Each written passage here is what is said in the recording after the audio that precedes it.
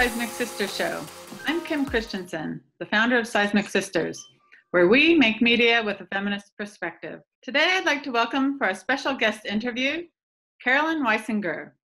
Carolyn is an author, activist, the host of the C-Dubb Show podcast, and this year, board president of San Francisco Pride 2020.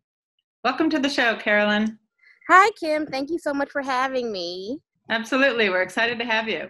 Well, since we are in Pride Month, it's June 2020, and the big Pride event is coming up in San Francisco, I thought we could jump in and find out from you what's happening. Is there anything special going on this year since it's the COVID-19 pandemic?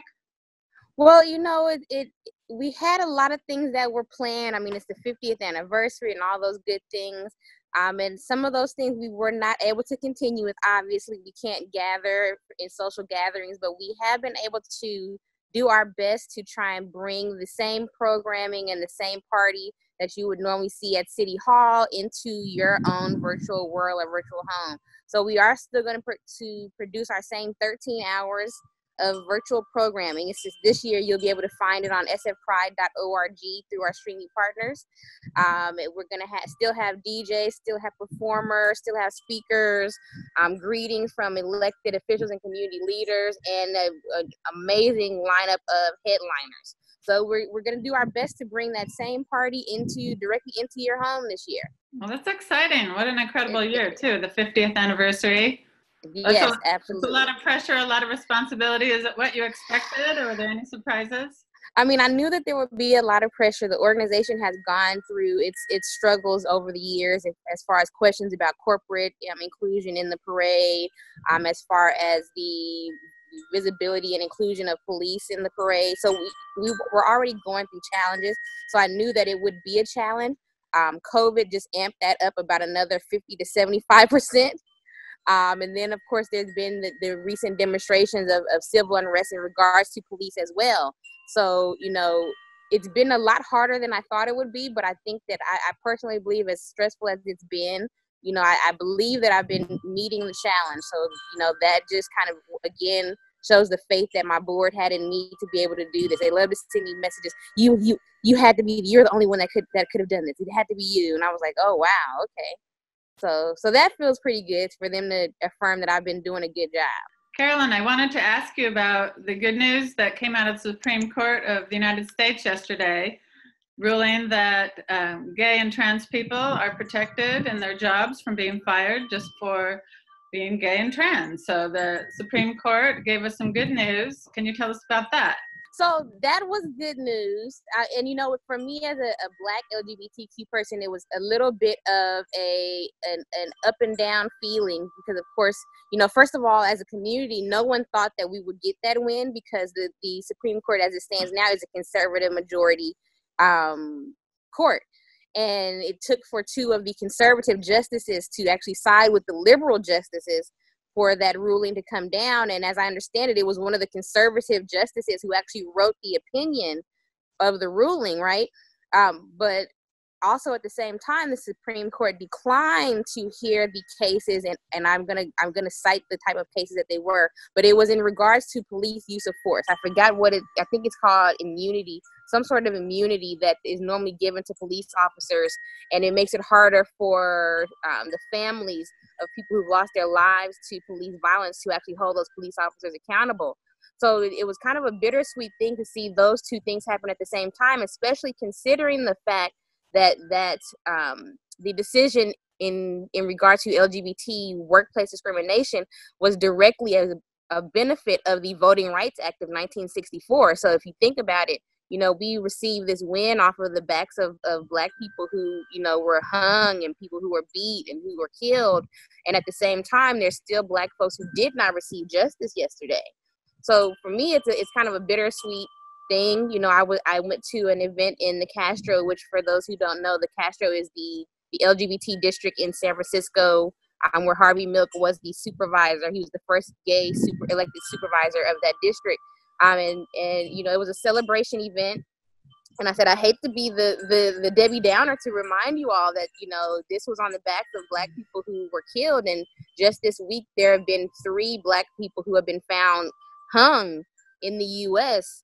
So, you know, it's a nice win, but we don't get to stop fighting because our Black, queer, and trans, and just Black, cis, hetero as well, people are not liberated and free. I'd like to ask you a question about intersectional feminism. Okay. We're hearing more and more about that term, even though it's been around for a while. Kimberly Crenshaw, the legal scholar and Black feminist, coined that term some time ago, but it's becoming more mainstream. So I'd like to ask you about what you think about sort of living at the intersection of being Black, being female, and being queer. It's hard. I guess that's the simple answer. I mean, it seems like you're always in an exercise to make different parts of yourself visible. You know, when the George Floyd demonstrations first started a couple of weeks ago, that Monday, well, I'll back up even before that. I had just that Friday had done an incredible interview with Kimberly Ellis and Latifah Simon and Barbara Lee Congresswoman Barbara Lee and Mayor London Breed, and it was a panel about what does politics demand of Black women.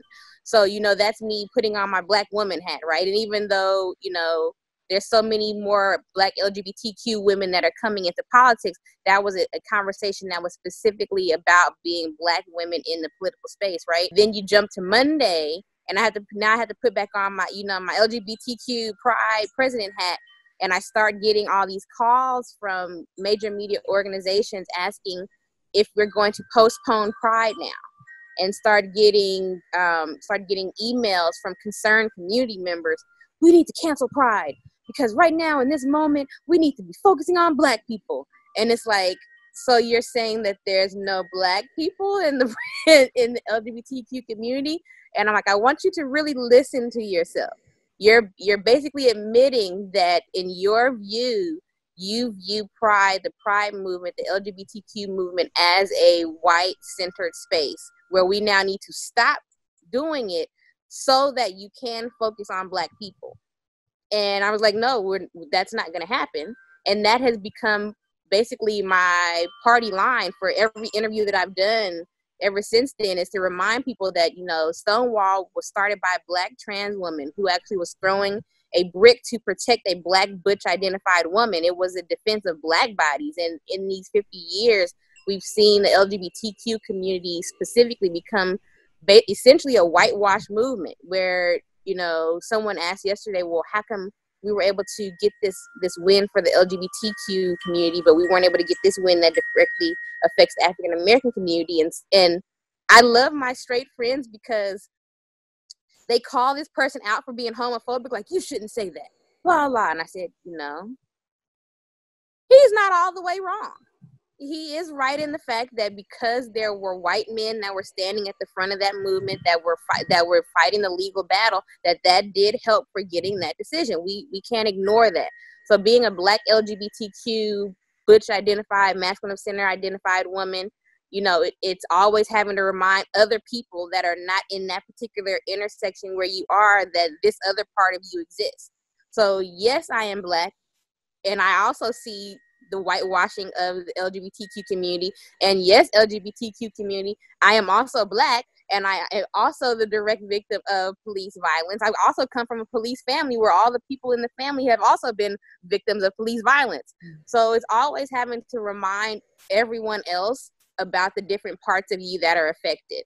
And it's like the more intersectional identities that you encompass, the harder that work gets. So for someone who's a Black woman, it's hard. Absolutely, it's hard. And then if you're a Black LGBTQ woman, but maybe you happen to be femme presenting, yes, it's hard.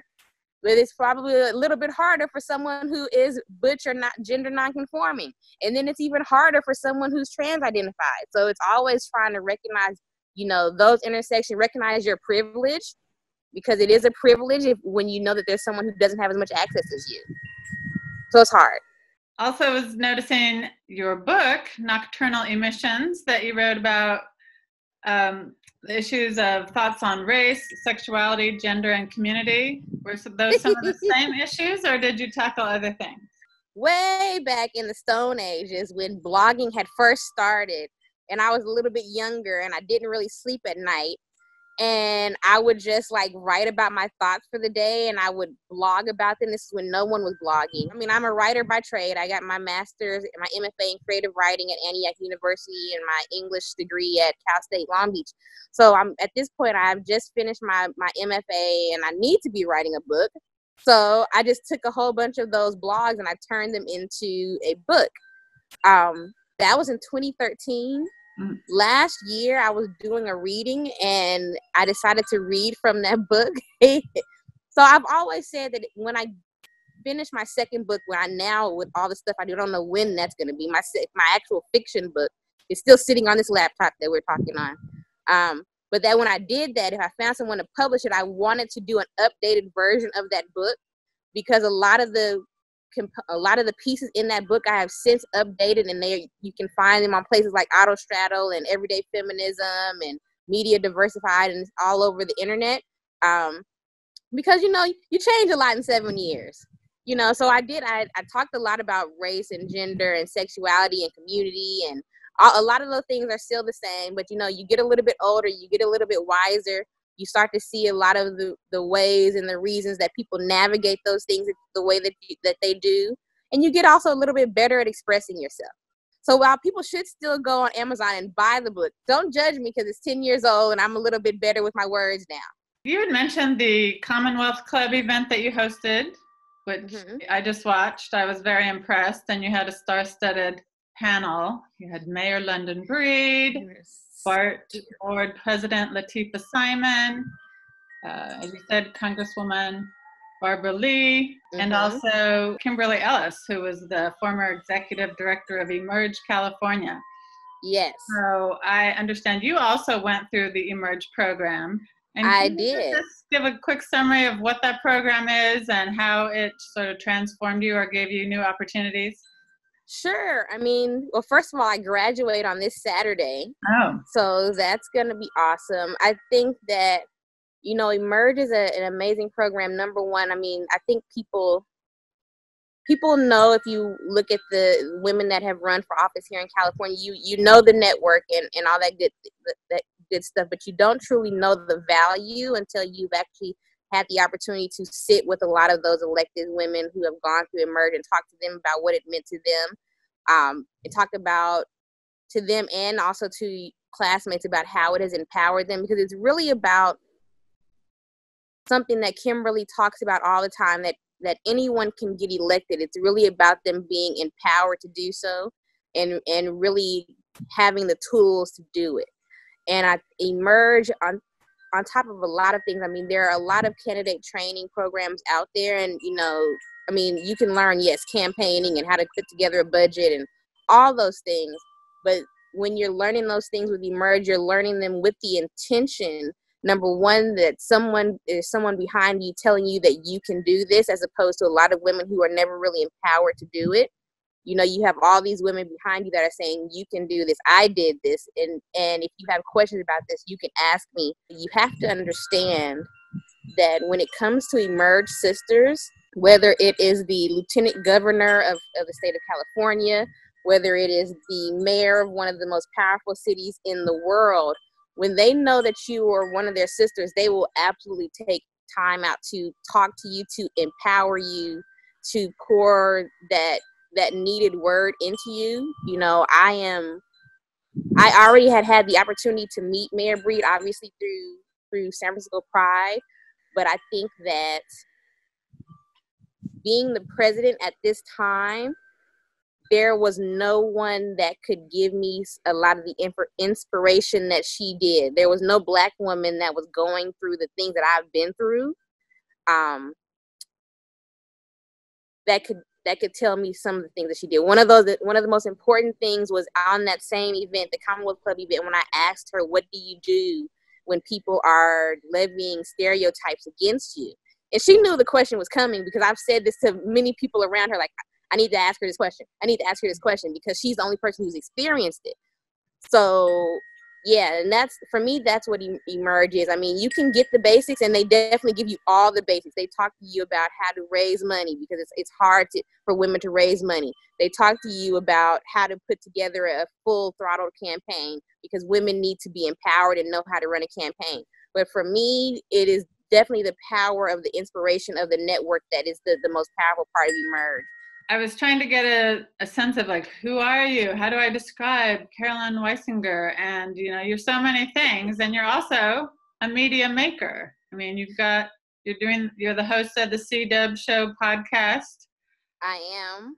And is that something that is part of your identity, the way you see yourself? And you've also mentioned, I saw somewhere, that you're a historian. You wanted to do media because you wanted to be kind of act as a historian, documenting the movements that you're involved in. You must have watched a video from back when I had dreadlocks or something. Is that when I said that? I probably did. Sounds good.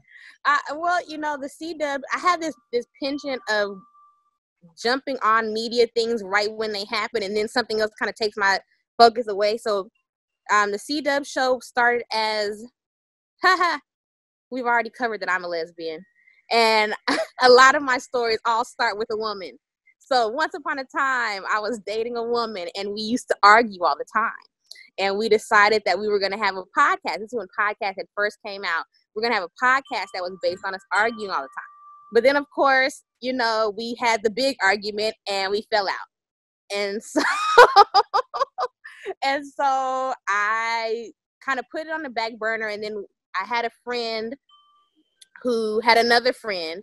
We were on Facebook arguing about music. We're all music junkies, music historians, and they said, you should come on our podcast. And it was a podcast called the Say Something Nice podcast. And it's a podcast that was, you have to be a real music, movie, pop culture junkie, because all we talked about was like, do you know when Family Matters was filmed? Blah, blah, blah, blah, blah. And I had told the producer of that, his name was Brandon, I said, you know, I want to have my own podcast. And kind of left it there. And he would always ask me, did you start your podcast? And I'm like, of course not, no. And so then one day I messaged him. I said, if I started my podcast, would you produce it? He said, no, but I will show you how to produce it. And if you produce a good one, then we will add your show to the network. So I wanted to kind of keep that same feel from, you know, with the woman about people arguing. So there were two young ladies who I argued with. I wouldn't argue because we don't argue. We're just very petty and snarky. And we would do that all the time on social media. And so I asked them to join my podcast. And so they did. And we started the C-Dubb Show. The C-Dubb Show has been the key to a lot of this. The C-Dubb Show gave me this platform. You know, it brought me to San Francisco Pride. It gave us, you know, the good thing about podcasts is that it gives you the space to just talk like I'm doing right now.